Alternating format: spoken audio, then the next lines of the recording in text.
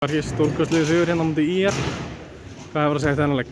Bara virkilega ánægð með strákana, bara mögnuð liðsframmistaða.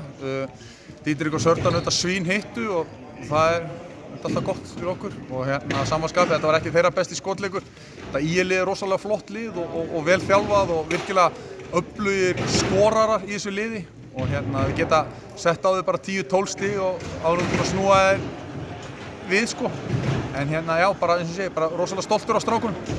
Já, eins og ég segi, Didrik og Sördan stórkostlegir hérna skotin hjá þeim.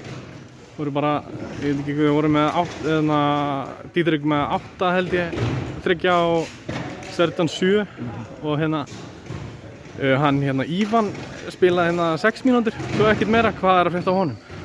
Herðu, blessaður, hann er bara búinn að vera hérna eitthvað illt í maganum held ég.